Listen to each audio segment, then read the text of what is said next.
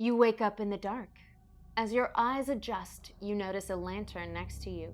It begins to glow, casting a dim light over the ground. Eyes, noses, lips, and faces contorted in rock. You are in the plane of stone faces. You are in Kingdom Death.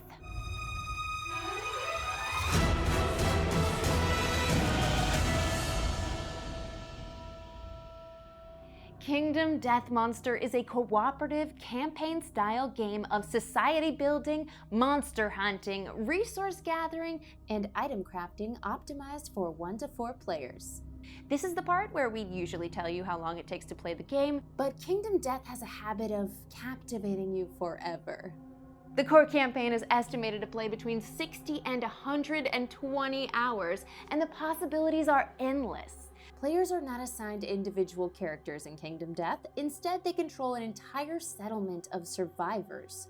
Over the course of a campaign, survivors will die, new ones will be born, and others will profoundly change over time. But the settlement remains. The game plays out across 3 phases. First, the settlement phase. In this phase, players build up their society physically and philosophically, crafting items, innovating new technologies, and determining principles your society values. Will you choose to bury your dead or cannibalize them for resources? The decisions you make will guide the abilities and culture of your civilization. Next, the hunt phase.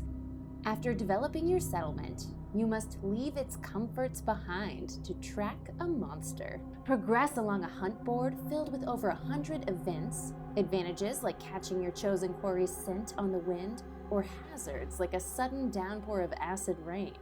Your journey will plunge you headfirst into the bizarre landscapes of Kingdom Death. Feed a troll bird, endure frozen lightning, and encounter a myriad of other hidden dangers. Finally, the Showdown phase. That monster you've been tracking? It's time to face it in battle.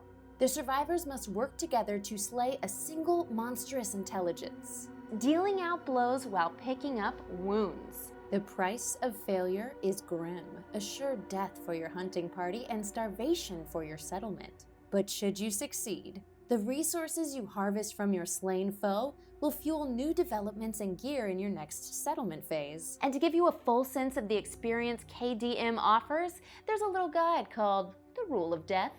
It goes like this. If there is a rule where you don't understand, or if 2 rules or mechanics conflict, you follow whichever one is worse for your survivors. At its core, Kingdom Death is a grim game about the fragility of human life.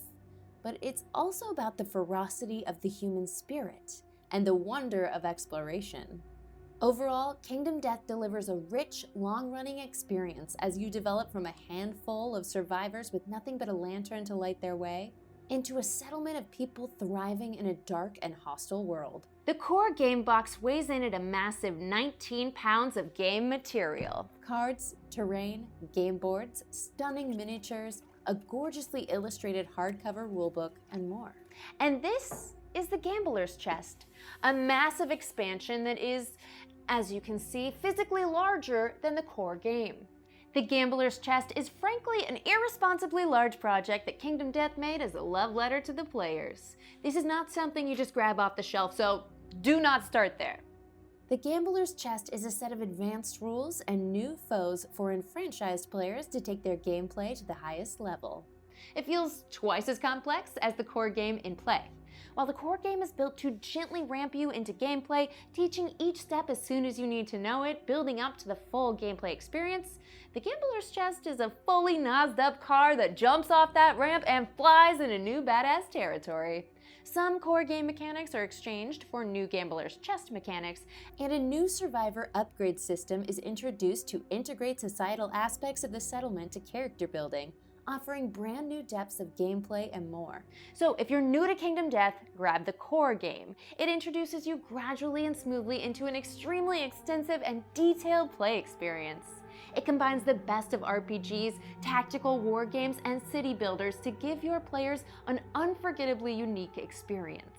And if you've been playing the core game already, then you have to get into the Gambler's Chest. It's the best bang for your buck as far as expansions go, with great updates like new and more complex monsters, the philosophy system, a redefined leveling system to shake up character builds, and an entirely new survivor type that adds a 5th survivor to your party. The Gambler's Chest also has some wonderful meta aspects in its campaign, as certain game moments recognize that you're playing Kingdom Death.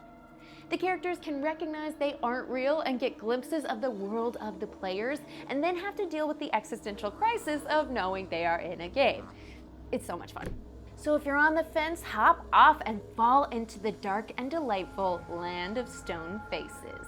And then look out for our next video on how to unpack and integrate the incredible additions of the Gambler's Chest into your core game. I'm Becca Scott. This is Good Time Society, or should I say Bad Time Society?